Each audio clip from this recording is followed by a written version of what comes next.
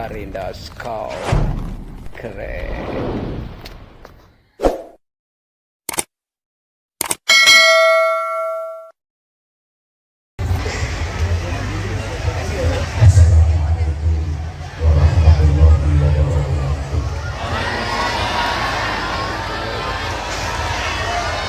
Bismillahirrahmanirrahim.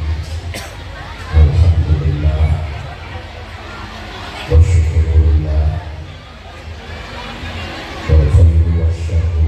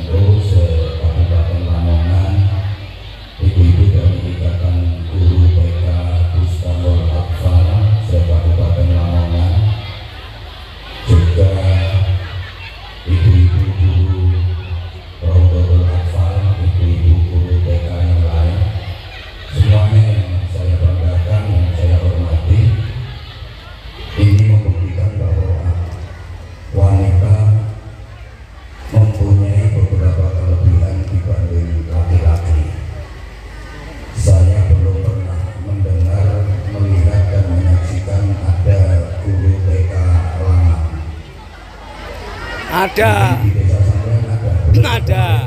Ada. Di sini. jarang banget.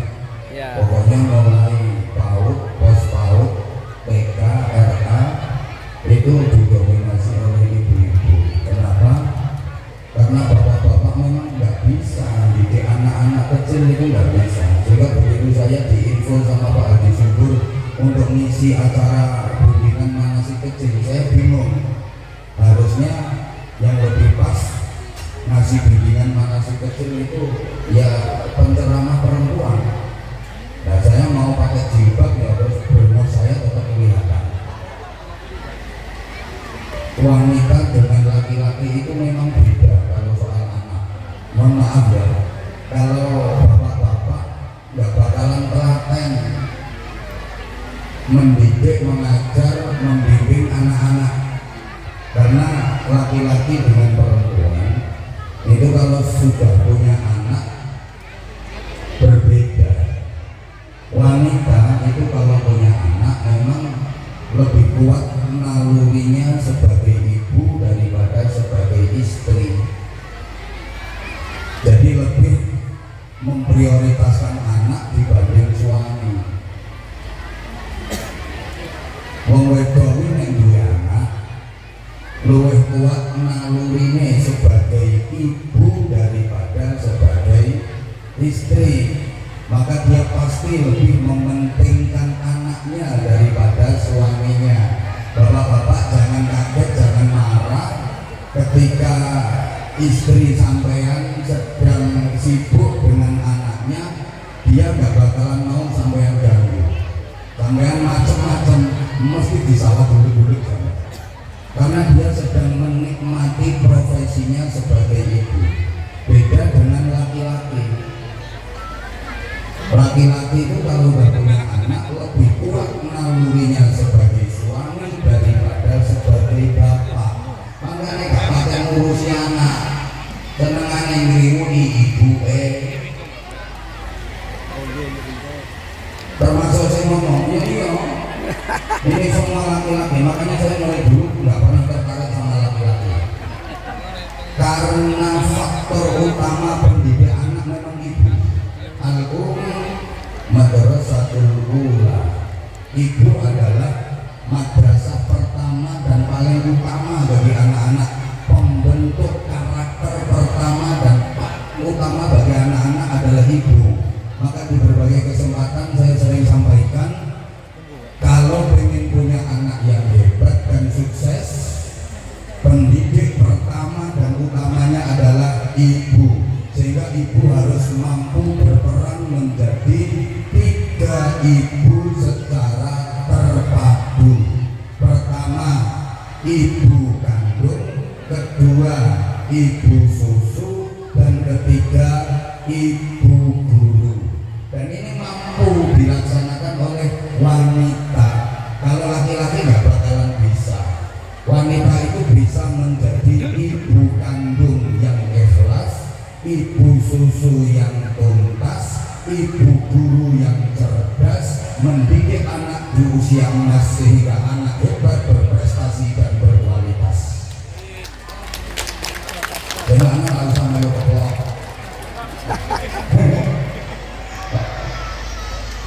Ibu kandung wanita mampu 9 bulan lebih kadang-kadang, masya Allah, mendeh-mendeh abotan gak karuan. Dan itu gak bisa diselehkan, kemana-mana selalu dibawa. Iya kok pamane kena diselehno, kok repot masak orang-orang selehno, boleh mari channel yang gak bisa. Kok lanang gak mungkin kuat. Ini satu bukti bahwa wanita lebih kuat daripada laki-laki. Buktinya wanita dipercaya Allah kuat. Gembol salah satu akhlak penciptaan Allah, namanya alam rahim. Coba laki-laki yang merasa gagah kalau kuat, gembol alam kubur. Ibu susu, wanita juga mampu menjadi ibu susu yang tuntas. Haul ini, gamila ini 2 tahun sempurna. Laki-laki nggak mampu soalnya nggak mampu. Ibu guru, wanita telaten banget mendidik anak-anaknya tekun. Emang wanita jauh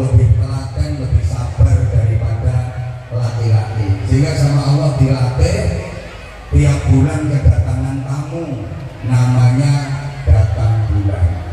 Telaten, aku nggak bisa bayangkan kok. Andaikan kalau lanang kok menstruasi, aku nggak bisa bayangkan. Mesti cikteh kabeh, cibrat kabeh. Dia nggak bakalan telaten. Jika perempuan itu kalau bikin anak tekun telaten, buktinya kalau punya anak lagi sakit, demam, masya Allah, ibu itu gendong anak mulai pagi sampai tengah malam, sabar, ikhlas, cukup sayang, cukup sayang, kuat. Anak mana sakit ya, anak ganteng, bakalan lahiran, yuk kumping. Tapi anak ganteng, ayo coba bapak, anaknya sakit apalagi rewel, gendong 5 menit itu sempal pundakmu. Orang mana anak yang mampu sikile keren gak menang tak banteng di sana. Ibu kandung, ibu susu, ibu guru. Sebagaimana Rasulullah Muhammad SAW punya ibu kandung, punya ibu susu, punya ibu guru. Ibu kandungnya Siti Aminah, ibu gurunya Halimatus Sa'diyah. Tak saya ulang, ibu kandungnya Siti Aminah, Sayyidah Aminah. Ibu susunya salah satunya Halimatus Sa'diyah, ibu gurunya Ummu Aiman. Nah, anak-anak sekarang parah, ibu kandungnya Siti, ibu susunya sapi, ibu gurunya TV sama wifi. Iso ay. Wes tapi kabehno ya wis pokoke aku ngomong dan saya enggak bakal lama, 15 menit saja. Karena kalau 1 jam hati syukur nggak kuat kotaannya. Allahumma sholli ala Muhammad. Ibu bapak seluruh jamaah yang sangat saya hormati rahimahullah, merasa bangga, bahagia dan mensupport penuh dengan acara yang terselenggara pagi ini. Luar biasa. Saya izin Ustaz Ahmad sempat iri dengan Kabupaten Lamongan, dan beberapa kali mulai beliau dulu masih jadi sekda, saya sempat ditawari oleh beliau untuk menjadi warga Lamongan. Saya siap diberi tanah, diberi rumah lengkap dengan isinya. Ya karena apa? Karena Lamongan memang luar biasa Lamongan, benar-benar menggilan. Salah satunya ya karena ada WBL ini juga.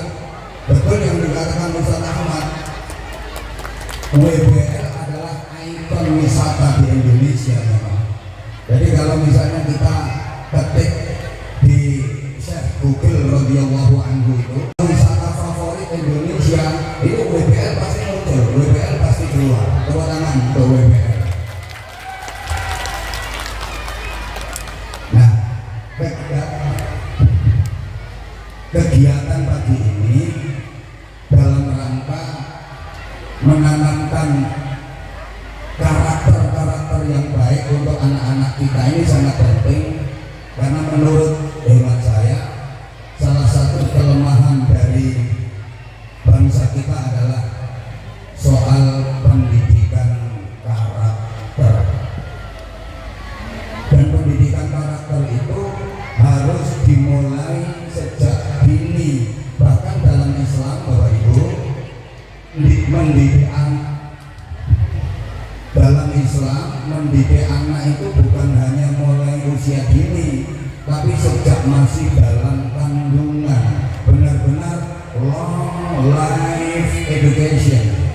Bukan dikatakan aku yang mikir karo-karoan ini, saya nggak sampai nanti opo. Kita masih jarang menemukan lembaga-lembaga karakter di Indonesia, sehingga kalau hanya sekedar cari orang pinter di Indonesia ini gampang, banyak banget. Tiap tahun berbagai perguruan tinggi, fakultas menghasilkan sarjana-sarjana di bidangnya masing-masing.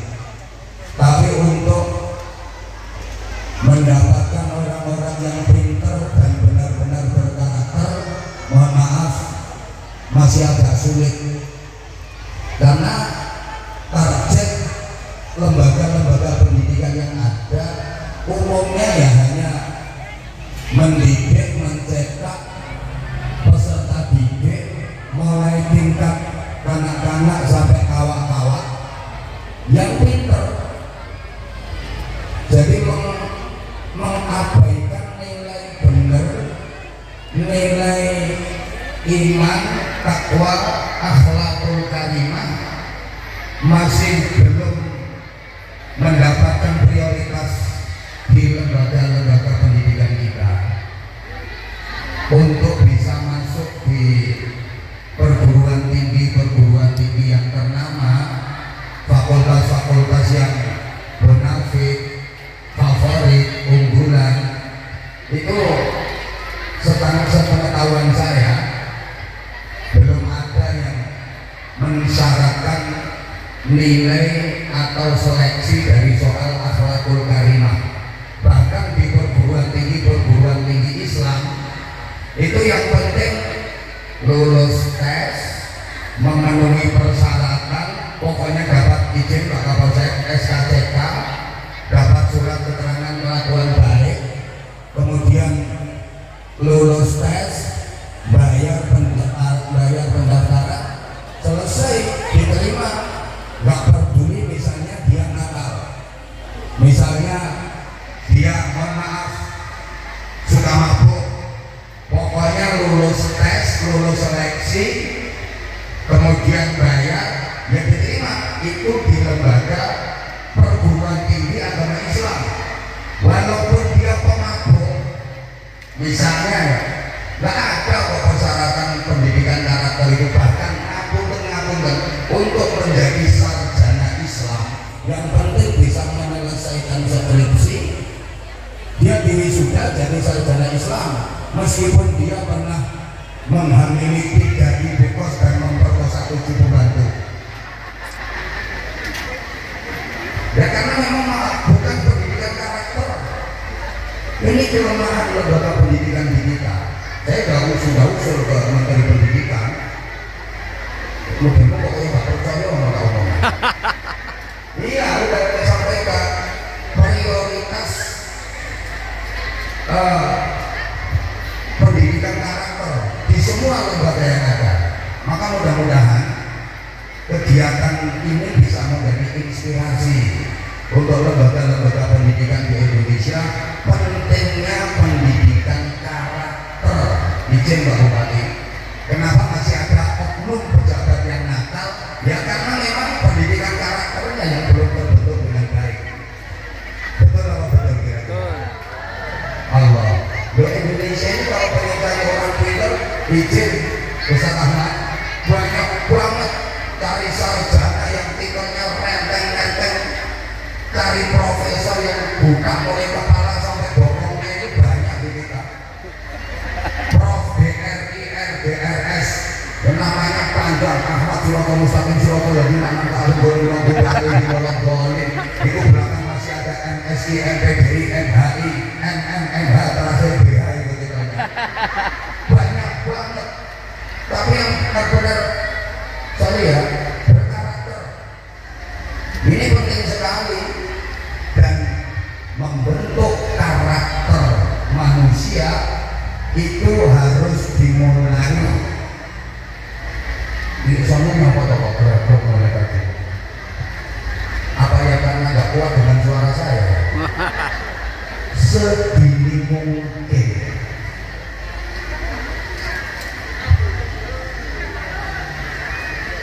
Halo, coba tanya. Kalau masih kerokok berarti ya ini sound yang biasa dipakai tahlilan. Izin, soalnya saya nggak biasa pakai sound kayak gini, nggak biasa. Saya nggak biasa ceramah kalau soalnya ngotak-ngotak, ini nggak biasa. Matur nuwun.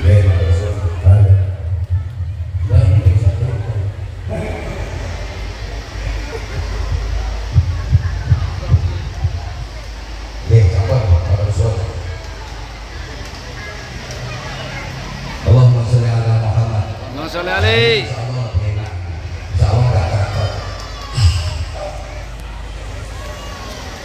Jadi Bapak Ibu, dalam Islam itu menanamkan karakter kepada anak itu sejak dalam kandungan, sehingga diajarkan ibu yang mengandung juga bapaknya itu harus riyadhah, harus banyak berpikir, banyak membaca Al-Quran, banyak berdoa.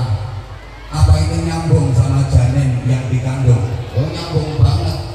Kalau nggak nyambung nggak mungkin diperintahkan. Penting itu. Ada satu ilmu yang namanya ilmu teratologi. Itu pernah diadakan penelitian, mohon maaf ya tempatnya agak jauh, di Amerika. Itu mengumpulkan ibu-ibu yang hamil, kemudian dibagi jadi dua kelompok. Yang satu kelompok selama masa kehamilan itu dikarantina, kemudian sering diperdengarkan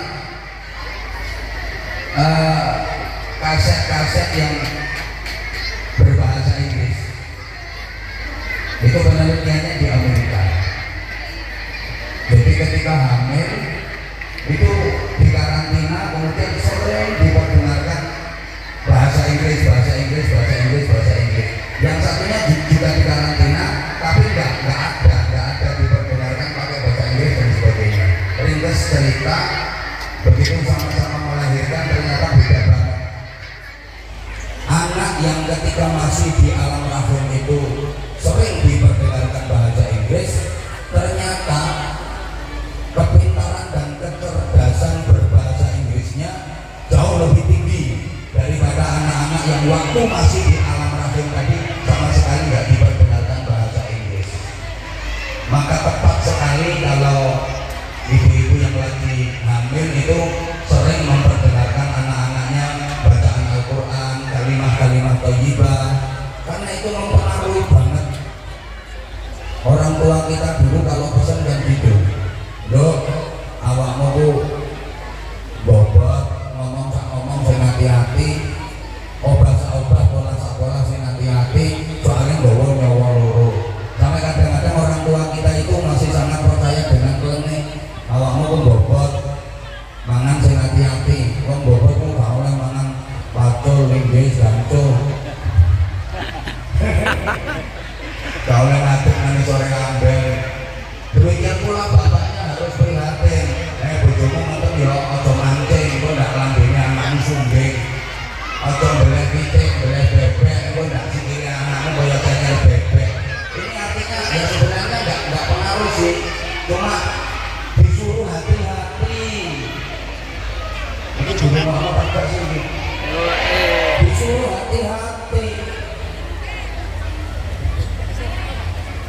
Ayam saja kepingin anaknya hebat, itu tirakat riyadhah, dia puasa. Ayam ketika lagi apa yang namanya? Gak tahu aku bahasa Indonesianya. Bahasa ada Inggrisnya saya tahu the anthem. Kalau ketika lagi mengeram, ketika lagi anthem, itu subhanallah, tirakat riyadhah, dia puasa.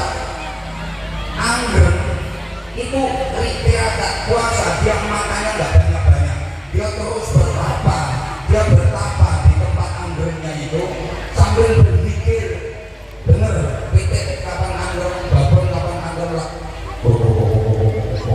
itu promonya sampean, padahal sesungguhnya dia sama nek gak percaya, lek ana pitik babon anggrek lae, rumakno kupingmu pekno nang tutuke. Boleh kapan ditutup tetek apa ora kabruk. Itu dia mikir. Terus maaf, selama anggrek dia jarang turun dari petarangannya karena dia lagi riyadhah, dia lagi puasa. Dia turun dari petarangan hanya waktu nyari makan sahur dan untuk berbuka puasa saja, karena dia tirakat, dia riyadhah. Lah kok dikejar-kejar sama pejantan, dikejar-kejar sama jago, dia pasti nggak mau, dia pasti lari. Walaupun diuber-uber sama jago, dia tetap nggak mau. Melipir-lipir kalau Melayu, prei mas, anggrem kok. Jagone tetap ngobrol, ayam tetap nggak mau. Dia terbang, bahkan tembok yang biasanya dia nggak bisa lompati, dia bisa terbang melempari tembok itu. Sakti mergo pas anggrem naik lagi ke petarangan. Begitu naik ke petarangan, jatuh dan nggak berani ganggu lagi. Maka ketika ada ayam yang mengerang, dia mau tirakat riado seperti itu, insya Allah telurnya nanti menetasnya itu buntas, api-api menetas kabeh. Tapi orang titik babon anggrek kok bento, nggak mau tirakat, nggak mau puasa, mau ayah anggrek kok udan-udan kok pekarangan, mau ngan-mangan, biasanya doke kopior. Apalagi pas nyari makan dikejar-kejar sama jago, malah bokongnya jentik-jentik malah ngekeh-ngekeh dobok-dobok gatel nih. Biasanya telurnya banyak yang kopior, telurnya banyak yang buntel. Bapaknya juga harus ikut tirakat. Jangan sampai ketika ibunya angkrem, bapaknya malah meladuni babon liya. Semoga-moga paham. Ini masih dalam kandungan. Begitu lahir diagami. Apa maknanya? Ditanamkan iman, ditanamkan ketauhidan, ditanamkan keimanan, dikenalkan Allah. Karena memang waktu masih berada di alam rahim, itu ada MOU, kesepakatan dengan Allah tentang tauhid. Kandungan berumur 120 hari, garis miring 4 bulan, ditiup roh, itu ada MOU, perjanjian dengan Allah. Alastu birabbikum, wahai calon manusia, kamu akan aku lahirkan ke dunia, tapi kita bikin ikatan perjanjian. Bukankah aku ini Tuhanmu? Saksikan bahwa aku Tuhanmu. Waktu itu semua menjawab, qalu bala syahidna. Siap ya Allah, kami bersaksi Engkaulah Tuhan kami. Itu syahadat pertama manusia waktu masih berada di alam rahim. Begitu lahir ke dunia, lupa dengan perjanjian itu. Makanya bayi lahir mesti nangis. Orang mau bayi lahir kok guyu bekakak meskipun anaknya mak lambe. Lahir pasti nangis, tangannya gerayah-gerayah, ketawa-ketawa kayak nyanyi sesuatu. Kenapa? Karena dia lupa dengan Allah Subhanahu wa ta'ala. Allahumma sholli ala Muhammad. Ini artinya apa? Penanaman karakter. Seakan-akan orang tua berkata kepada anaknya, wahai anakku, aku tanamkan iman di jiwamu, aku kenalkan Allah lah Tuhanmu. Nanti ketika dewasa kau jadi apa saja boleh nak, tapi harus tetap dalam iman. Kalaupun nanti dewasa kau jadi petani nak, jadi petani yang beriman. Kalaupun nanti kau dewasa jadi pejabat nak, jadi pejabat yang beriman. Kalau kau nanti jadi direktur bumi PT, kamu jadi direktur PT yang beriman. Kalaupun nanti kau jadi TNI Polri, jadi TNI Polri yang beriman. Kalau kau nanti jadi pengusaha nak, jadi pengusaha yang beriman. Kalau kau kelak dewasa jadi maling nak, berapa maling beriman? Seakan-akan penanganannya seperti itu. Allahumma sholli ala Muhammad. Allahumma sholli ala Muhammad. Setelah itu masa kanak-kanak, ini masa pembentukan karakter yang paling penting. Jika orang tua kita itu ada adat mudun lemah atau adat pitung sasi. Maaf ya kalau di kampung-kampung, saya ini orang kampung basicnya. Jadi kalau orang-orang tua kita itu punya anak bayi, itu ada adat mudur lemah atau adat mitung saseni. Bahkan yang masih agak primitif, Ustaz Ahmad, mohon maaf, bayi itu diturunkan ke tanah, kemudian dikurungi pakai kurungan ayam, kemudian dikasih banyak mainan. Nanti mana mainan yang dipilih, nah itu katanya itu karakter. Kalau memang orang tua harus benar-benar mengenali bakat dan potensi anak-anaknya sejak kecil. Allahumma sholli ala Muhammad. Allahumma sholli alaihi. Dalam kurungan tadi itu dikasih banyak sekali mainan, mana yang dipegang. Bapak-bapak dan ibu-ibu, anak-anak itu talentanya, potensinya, bakatnya sudah dimunculkan Allah mulai kecil. Jadi misalnya ya, sampai punya anak masih kecil, kok sukanya main tembak-tembakan, nah ini bakatnya ini militer ini anak, ya dimasukkan ke kepolisian atau ke tentara, ya minimal hansip. Lo anak masih kecil kok sukanya main suntik-suntikan, terus sambil bawa apa itu yang dipakai dokter itu diperiksa, oh ini bakatnya di kesehatan itu. Anak masih kecil kok sukanya pegang mic terus assalamualaikum warahmatullahi setorno boleh jahit. Makanya saya akhir-akhir ini udah 2 tahun lebih Pak Bupati, di pertengahan atau di akhir ceramah saya selalu interaksi dengan anak-anak. Saya kenapa sering interaksi dengan anak-anak, sambil saya kepingin tahu bakat mereka.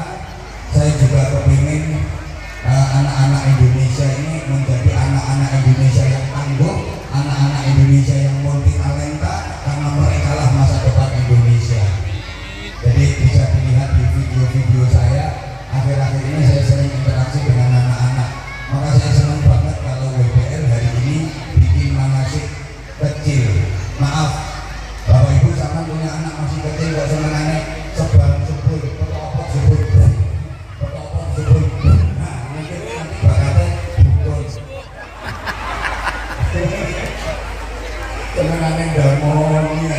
Loh, ada kok masih kecil senengannya main terbang. Ini nanti mungkin lo yang ini begini. Jadi ini.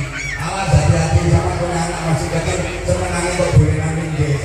Maling. Jadi artinya potensi anak, bakat anak ini udah muncul sejak anak-anak masih kecil. Karenanya memberikan pengawasan, pendampingan kepada anak-anak kita, apalagi sekarang eranya era digital, era teknologi yang sangat canggih yang merubah segalanya. Maaf banget, gara-gara kecanggihan teknologi, manusia sekarang kan dituntut mau nggak mau harus jadi manusia siluman, manusia yang harus hidup di 2 dunia. Di samping dunia nyata, justru lebih banyak hidup di dunia maya. Betul? Betul. Melalui sesuatu yang semua tangan sudah pegang. Saya sering istilahkan sebagai setan betan. Enggak paham kok enggak.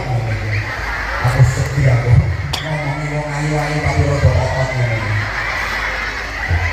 Manusia sekarang ini mau nggak mau harus bisa jadi manusia siluman, hidupnya di 2 dunia.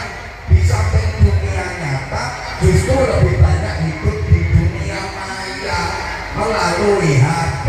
Betul? Betul. Makanya orang ngaji ceramah zaman sekarang sama zaman dulu beda. Orang zaman dulu itu kalau ngaji bawa kitab mesai maknani, kitabnya mulai Fathul Qorib, Fathul Mu'in, Fathul Wahab. Tapi orang sekarang kitabnya Fathul WhatsApp, Robotul Facebook, Hifayatul Instagram, Hidayatul Twitter, Awilik, Wan Nihayatul TikTok. Jujur, saya sekarang kalau ada panitia silaturahmi ke rumah minta jadwal ngaji, saya kadang-kadang dilematis si malam-malam bingung saya antara saya terima dengan saya tolak. Mau tak terima itu kok nggak sesuai dengan nurani saya, mau tak tolak itu kok yo sopo ngomong gue kan jadi disapok salur lambungmu udah ngerti kalau aku ya jadi di sini loh temen aku saya ngomong undang ceramah aku dilema antara tak terima kalau tak tolak. Kakek tak terima itu tak cocok sampai karepku, tapi kakek tak tolak ini kok yo ya emang pikiranmu lah duit loh. Gue pikir kiai ini materialis nih. Sorry ye.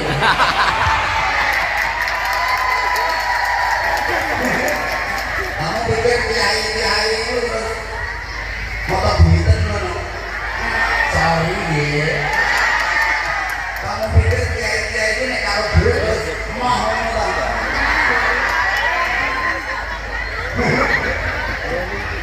Maaf.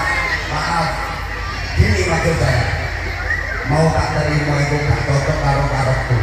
Soalnya nek karepku namanya ngaji itu 100% di dunia nyata. Itu ngaji bener. Tapi rata-rata jamaah yang saya hadapi ketika saya ceramai pada pegang HP, main HP sendiri. Gimana saya bisa menyampaikan ilmu dan gimana bisa masuk ke pikiran dan hati mereka? Orang saya konsentrasi jamaahnya bikin story, saya serius jamaahnya upload status, saya pertentangan jamaahnya chattingan.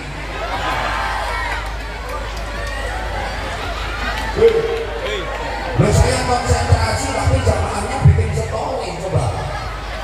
Aku nerang mau ngate otakku pakai perongkol jamaahnya malah video call.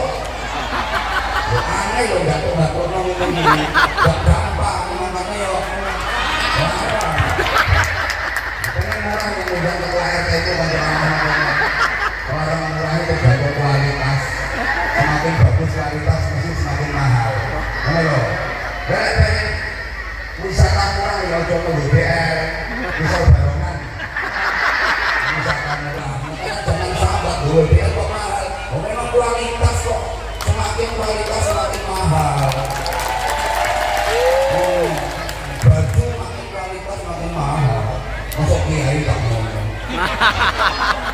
Benar-benar dia bajumu dewi bukan ceramah. Murah. Belum ada oleh saya model ini itu murah sih. Makanya dia mudah. Aku juga menggaya. Sorry ya. Kita masih nggak level. Aku mau kalau bareng Habib saya, Habib bikin aku mau. Karena bareng ini. Sorry ya. Terus aku sorry ya.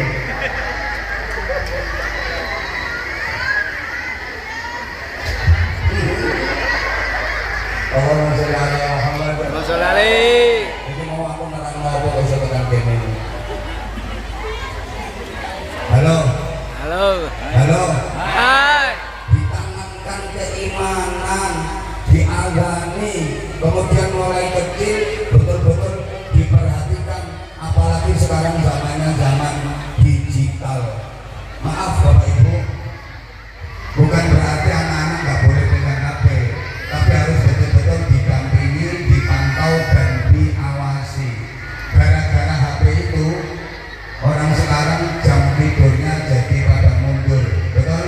Betul. Sehingga banyak yang sholat subuhnya kesiangan. Usolli fardhu subhi raka'ataini mustaqbilal qiblati qarinan lillahi ta'ala. Lah jam 2 malam setengah 3 dini hari baru pada tidur. Utak-utak HP. Ngeloni HP sampai gak koper ngeloni bojo. Kalau orang dulu itu tidurnya sore jam 9-10 malam udah pada tidur. Makanya yang dia anaknya makan. Dari suami ini saya isolin kilo. Nah sekarang ini nggak sempat ngeloni bojo, ngeloni HP. Betul? Pak Haji subur itu setiap saya perjalanan pulang ngaji kan sering tak telepon jam 2:30 dini hari belum tidur. Berarti kan saya utak-utak HP. Terus nek ngeloni bojone ya opo? Mulane gak tambah nih. Gara-gara HP itu pula, mohon maaf, sekarang banyak anak yang tidak berbakti kepada orang tuanya. Betul? Betul? Betul. Coba anak-anak sampean lebih perhatian ke ibunya apa ke HP-nya? Lebih nurut sama ayahnya apa sama HP-nya? Lebih sering buka Qurannya apa HP-nya? Lebih sering buka bukunya apa HP-nya? Kenapa seperti itu? Karena makne ya setel. Ibu-ibu kalau habis maghrib deres Quran tak tiktokan. Nah, terus mau. Nanti di akhirat tolong minta syafaatnya Samsung ya. Jangan berharap dapat pertolongannya Al-Quran. Itu diantara faktornya orang tua sekarang itu banyak menuntut kepada anak tapi nggak bisa menuntun. Terlalu banyak tuntutan tapi kurang tuntunan. Muka-muka paham. Amin. Halo. Hai. Ke anak itu jangan terlalu banyak tuntutan tapi banyak kasih tuntunan. Dan kita kan enggak umumnya. Kamu harus pintar nak, kamu harus ngajinya rajin, kamu harus berprestasi, kamu harus hafal Quran. Awas kalau kamu nggak pintar. Anak dituntut tapi nggak dituntun. Orang tua sekarang itu hanya pintar menyebut contoh tapi nggak pintar memberi contoh kepada anak. Sering kan sampai yang bener omongan kayak gini. Terus bu, arek saiki yo gak kena diomongi wong tuwa. Arek saiki ku mangel tuturane. Itu kata-kata sering kita dengar padahal itu salah besar. Yang benar itu kata-katanya begini. Bu, wong tua saiki yang kene gak kena ditompo anak. Wong tua saiki yang kene gak iso didik anak. Itu kata-kata yang benar.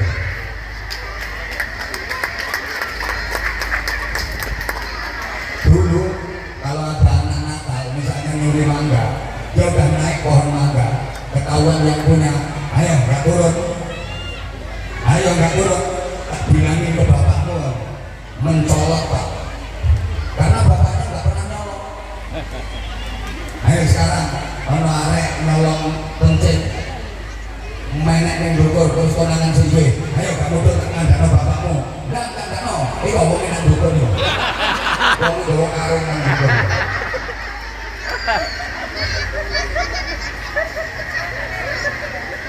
Terus saya juga ikut titip satu aja, jangan pernah menanamkan kekerasan kepada anak mulai kecil. Ngapunten, ibu, ibu tidak pernah. Karakter anak itu terbentuk mulai kecil, makanya maaf banget, harusnya gaji terbesar guru itu bukan guru besar di perguruan tinggi, tapi gaji terbesar itu harusnya guru-guru TK itu. Kenapa? Karena guru TK lah yang membentuk karakter anak itu. Gak ada guru TK, gak ada bupati, betul? Gak ada guru TK, gak ada menteri, gak ada guru TK, gak ada jenderal, gak ada guru TK, gak ada presiden.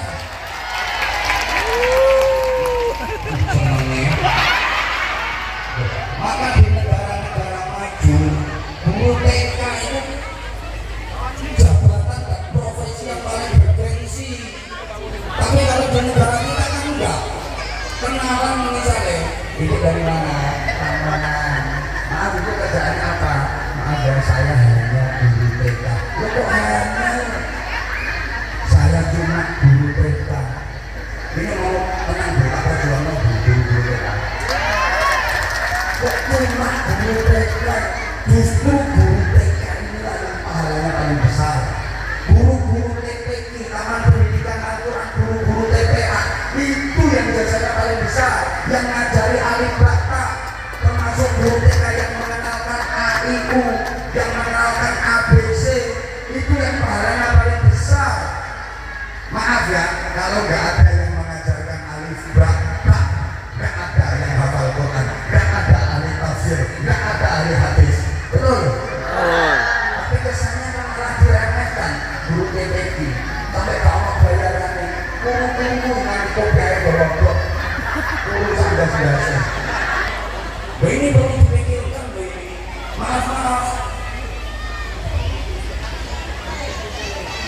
Aku lek dulu mau kopi ini kurang kurang ini. Jegan. Nek kalau nggak mau apa-apa bakal penting. Harusnya ini gajinya paling gede itu harusnya guru TK, karena guru TK yang paling penting. Guru TK ini tak berani nih. Ada guru SMP, ada guru SMA, ada guru besar, ada profesor. Itu jasanya guru TK. Ada pejabat-pejabat hebat. Itu juga jasanya guru TK. Coba misalnya guru TK ini nakal, bangsa Indonesia ini bisa jadi bangsa yang besar. Dari segi agama saja, misalnya ini guru TK ini ada yang nakal, anak-anak semuanya pejamkan mata, makanya berpejam, kemudian tangannya menengadah, ngakong kabeh, semuanya berdoa, ya Allah, aku minta coklat. Kabeh menirukan, ya Allah, aku minta coklat. Sekarang matanya dibuka. Semua membuka mata. Di mana anak-anak dapat coklat apa enggak? Tidak. Coklatnya ada apa enggak? Tidak. Berarti Allah itu memberi apa tidak? Tidak.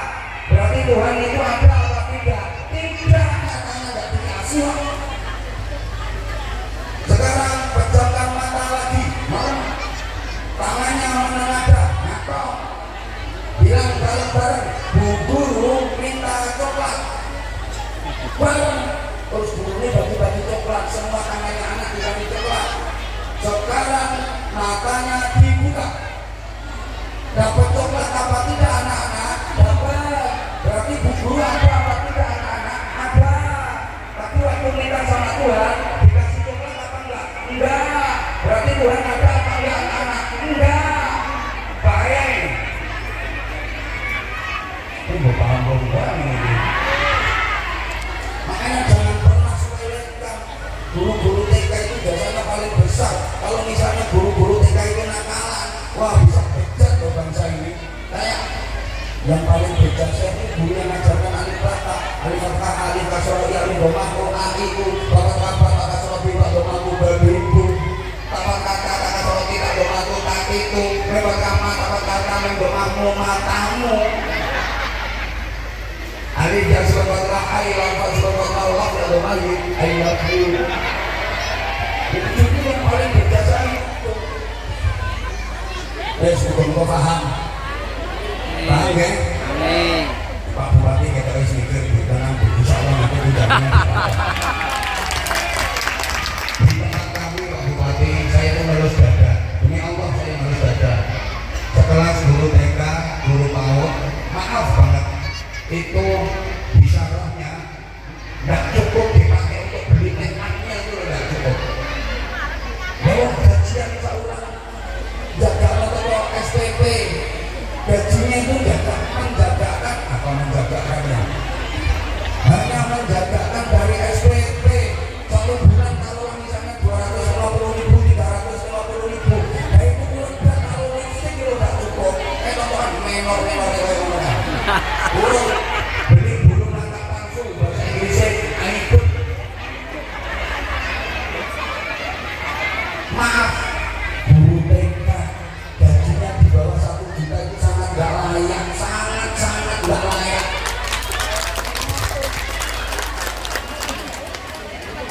Pak Bupati sok tenang, insya Allah tenang. Tapi kok ini mampu. Lo bener ini. Udah terakhir. Yes.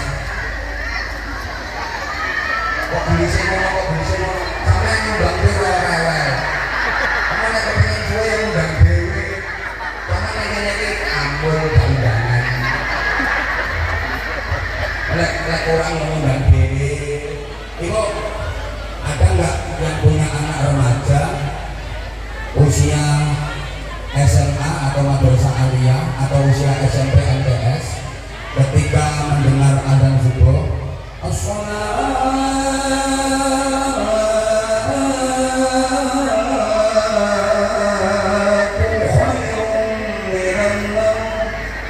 dia bangun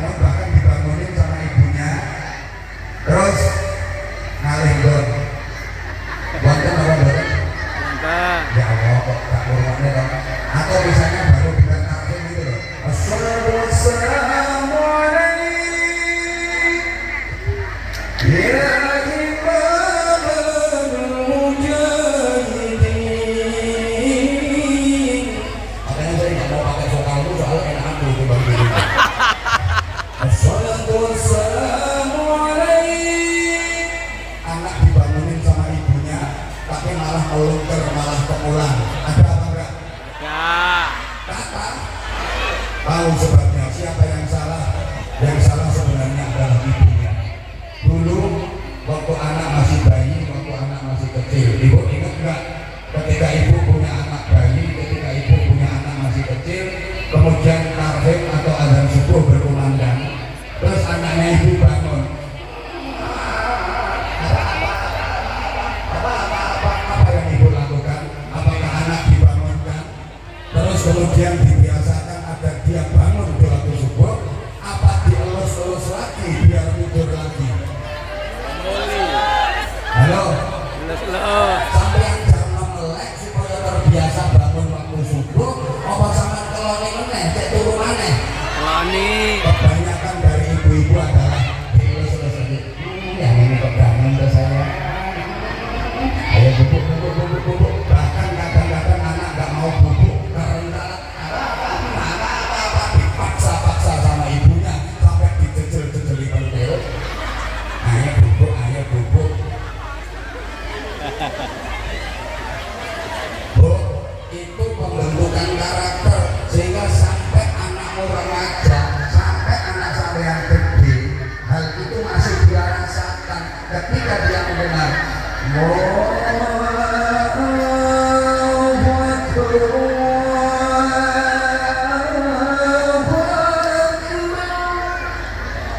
dia terosok sampai yang isek-isek bubuk saya sampai dia geram, itu masih dia rasakan. Itu namanya pembentukan karakter, Bu. Harusnya ibu yang cerdas ketika ada kafir azan subuh anak bangun, anak pintar, angkat itu anaknya terus dikulang biar dia terbiasa bangun di waktu subuh. Kasih mainan dikulang-kulang, anak pintar, anak saya anak pintar jadi bupati anaknya, jadi bupati anaknya, jadi bupati ayo sedasik apa jadi bupati periode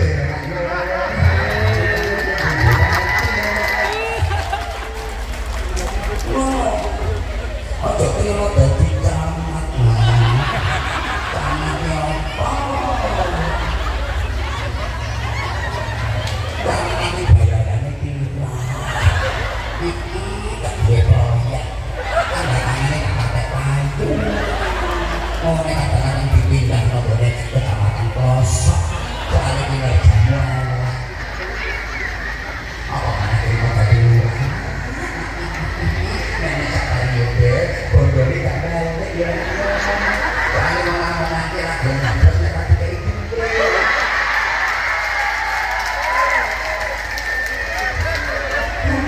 lurah nenek sakari yobe gak melek bondoni gak melek modal diundang anak terbiasa banget anak saya saya yang lahir ya nak ini di mana itu mau tersaja hasilnya wes ketok anak saya saja ini mau taruh gajinya anak 6 bulan ini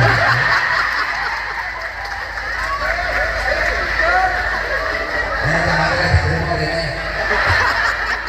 apa aku siap dikulit anak makanya izin mau buat kita televisi harusnya yang dapat mobil dinas itu kiai-kiai kok dapat mobil dinas itu kerjanya taman itu apa sih kok paling mau tanda tangan setempel ayo sebutkan jasamu apa ayo ngomong jasamu ke masyarakat apa ayo ngomong dan kiai-kiai kan jelas sebagai saling ajar bimbing umat, bimbing masyarakat jika yang mau berbuat kriminal, yang mau jahat gak jadi moralnya dibina sama kiai belum curang gak karuan-karuan layak dapat mobil dinas untuk pembentukan karakter, pembangunan moral, bangunlah jiwanya. Kiai itu yang mengerjakan. Baru bangunlah badannya Pak Bupati dan struktur-strukturnya, pembangunan infrastruktur, pembangunan fisik, pembangunan ekonomi, bangunlah badannya Pak Bupati. Kalau bangunlah jiwanya siapa? Kiai.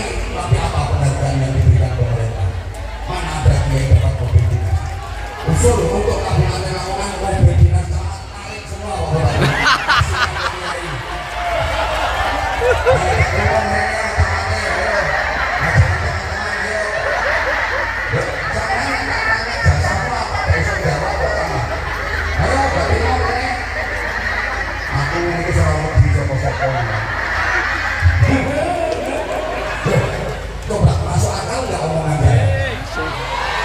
Makanya ini saya senang sinergi ini ramu semua, ada Kapolsek, ada Danramil, ada Camat, ada Pak Bupati. Karena maaf ya, kadang polisi mampu menyelesaikan hal yang kiai nggak mampu, sebagaimana Bupati mampu menyelesaikan hal yang kiai nggak mampu, kiai mampu menyelesaikan hal yang Bupati nggak mampu.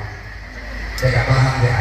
Contoh, ada anak, ada orang 20 mendem berjamaah, nyekek botol. Ngelompok loh, wong ngelompok loh, wong 20 mendem berjamaah. Nah, terus ada kiai datang, ayo bubar, bubar, haram. Qala Allah Ta'ala fi kitabihil karim, innamal khamru wal maisir wal ansab wal azlam rijsun min 'amali syaitan.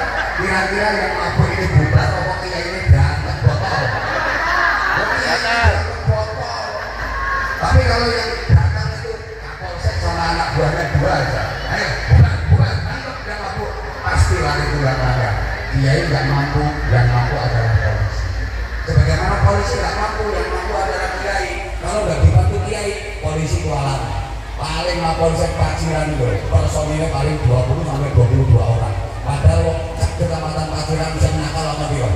Ini melumpuk mobilnya sama wakai. Nggak kualat polisi. Siapa yang bantu? Kiai meredam kriminalnya masyarakat. Akhirnya tugas polisi jadi ringan. Makanya Kapolsek ketemu kiai wajib nyamanya.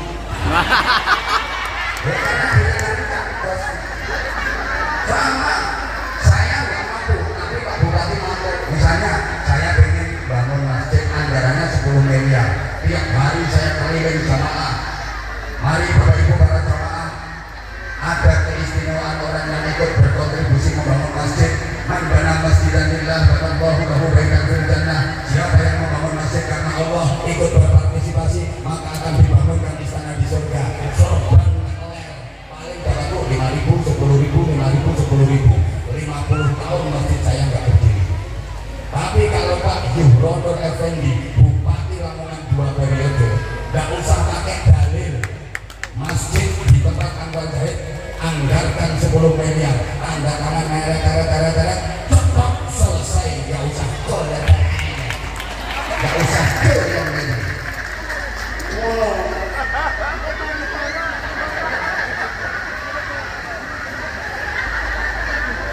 Nah udah, ibu, misalnya ibu lagi nyuci, terus ibu punya anak perempuan, ibu lagi repot-repotnya nyuci, terus anak perempuan ibu itu temat tulung mendekati ibu, terus baju ibu yang mau dicuci itu diorak-arik. Apa yang ibu lakukan? Anak dibiarin apa dibawa nyengkeh? Ayo nyengkeh, orang nyengkeh. Ini salah. Anak sebenarnya pengen belajar kayak ibunya. Kalau ibu yang cerdas, cari ember, kasih air kotor. Tukang lembek datang. Anak itu pengen belajar, jangan disuruh pergi. Ibu merasa direpoti, seberapa repotinya sih anak kecil? Itu anak belajar jenis-jenis kain. Nanti anakmu sudah jadi direktur perusahaan kain, 2 pabrik kain. Ayo bapak mas, sama tempat jantan sepeda motor, misalnya buahannya yang rusak. Terus sama juga anak-anak kiri, teman-teman ngoroni sampean, terus dilenang. Kira-kira sampean jatuh atau sampean pengalih? Pengalih, tak sabuk sekali sisanya. Ini malah menanamkan kekerasan pada anak-anak. Salah kalau bapak cerdas. Tukang servis tektok, kelontan, ngobeng. Anakmu belajar itu. Halo, kok gedenya kamu? Wah, bisa jadi 2 pabrik, perusahaan otomotif. Maka kalau anak ikut orang tuanya jamaah ke musola ke masjid, jangan dilarang.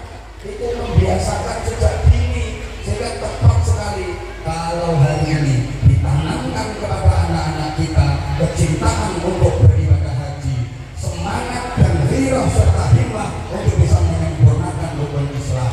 Karena terakhir, haji bukan hanya wajib hukumnya, tapi rukun. Allahumma sholli ala Muhammad. Ini yang belum disadari oleh banyak masyarakat kita.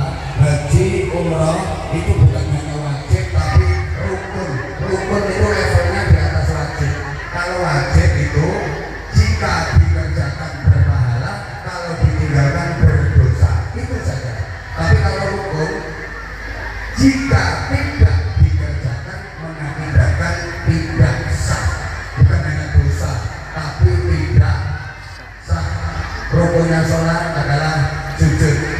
Orang sholat kok nggak pakai sujud, sholatnya tidak sah kecuali sholat maghrib. Ngomong-ngomong benar. Cocok benar. Halo. Ya.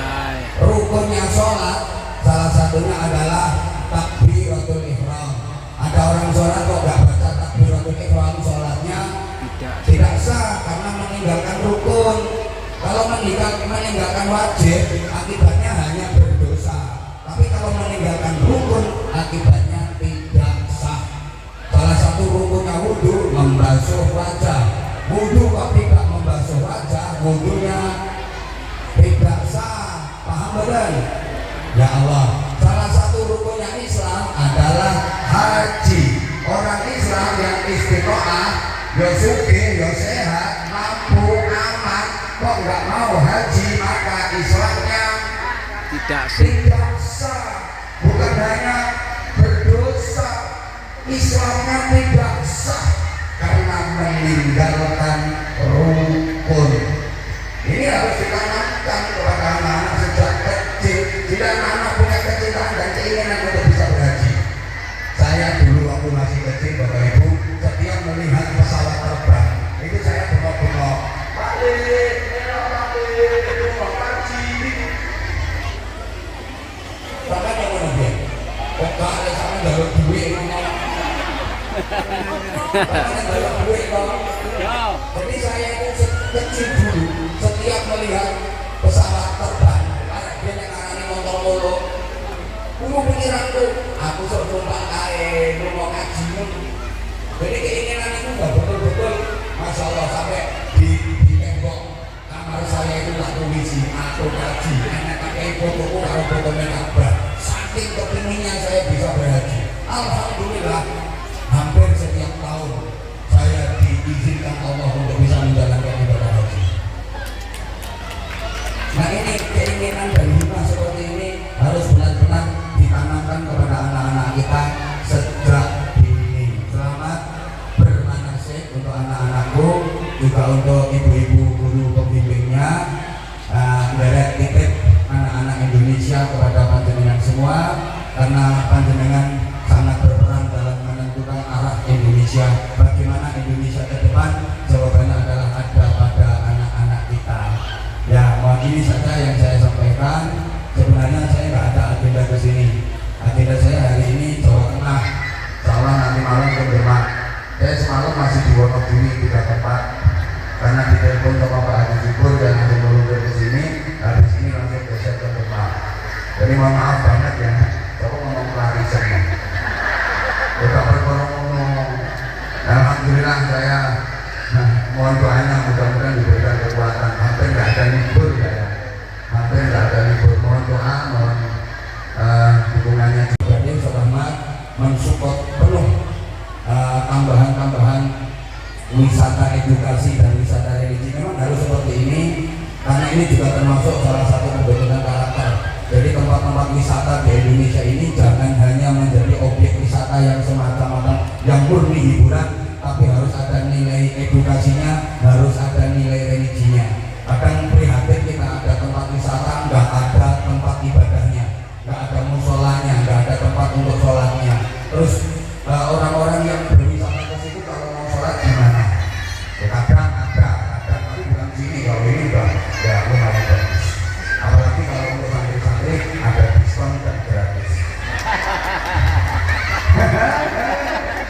Ini jadi bukan hanya menjadi tempat hiburan, tapi juga tempat pendidikan sekaligus wisata religi. Ini perlu ditekankan, kadang kita malu.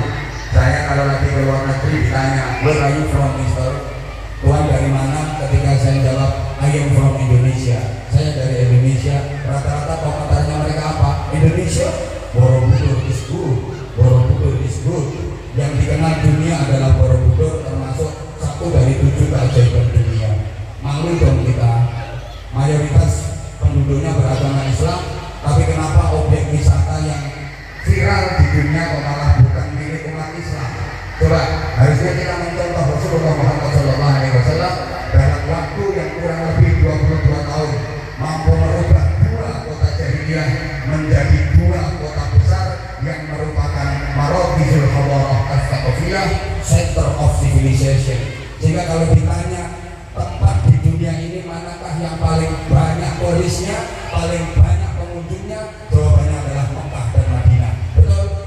Ini kesuksesan Nabi Muhammad. Lalu Indonesia mayoritas penduduknya beragama Islam, Pak Bupati. Harusnya Lamongan juga ada tempat religi, wisata religi. Ini yang ada kan baru wisata religi cuma Derajat, udah dekat situ. Nah, disempurnakan dengan di WBL ini ada wisata religinya. Jadi ini nanti insya Allah akan makin keren, insya Allah akan makin oke. Gitu. Saya coba ngomong dari luar negeri, bukan hanya Borobudur yang bagus, tak bilangin Al-Akbar Mosque very good, Masjid Al-Akbar jauh lebih bagus, supaya dia tertarik. Dia penasaran, well Al-Akbar Mosque itu di mana? Tak bilangin di Surabaya. Apa kata dia begitu mendengar Surabaya? Surabaya, Doli is good. Coba. Jadi Doli yang udah tutup, udah bubar, masih jauh lebih dikenal daripada Masjid Al-Akbar. Ini tugas kita bersama, bagaimana dari konsolidasi budaya Indonesia yang mayoritas penduduknya beragama Islam ini harus bisa tampil di permukaan, harus bisa menjadi ikon wisata Indonesia. Mudah-mudahan bisa dimulai dari WBL. Tepuk tangan sekali lagi aplaus untuk WBL. Saya akan Zahid dengan segala kekurangan, kesalahan, mohon maaf yang sebesar-besarnya. Terima kasih Pak Bupati. Pak Bupati Lamongan ini luar biasa. Setiap ngaji bareng saya itu mulai awal sampai akhir beliau selalu nungguin. Nggak ada ceritanya Bupati Lamongan pengajian terus saya yang lain. Setelah sambutan alasannya mohon maaf karena saya masih ada tugas di tempat lain, padahal alasan kok menunggu alasan orang-orang masih ada agenda lain, hari-hari agenda lain ngopo tak sibuk-sibuk ya saya sibuk kiai ngopo ae. Kalau saya sibuk-sibukan itu bupati yang agak peneliti. Tapi kalau Bupati Lamongan subhanallah Pak Nurul Mereka ini setiap datang sama saya, setahu saya beliau selalu menunggu acara sampai selesai dan pasti namanya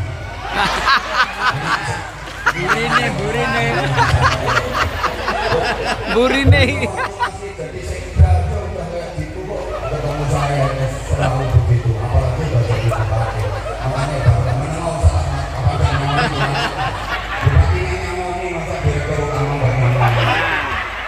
Coba kalau misalnya ini nggak diundang sama PT Sutrator sampean meskipun direktur utama nggak gampang loh undang aku. Karena gua jawab apa-apa itu, ini satu keberuntungan. Coba katakan aku ini macam nambahin yang mau dibilang undang. Biasanya terus gak berapa lama terus kena kasus biasanya terus turun nggak jadi direktur lagi dipindah ke tempat lain. Biasanya yang sudah gitu. Sama-sama doanya Pak Yai ya, yang doa Pak Yai. Pak Yai Salim Azhar mohon berkenan untuk memberikan doa. Gimana?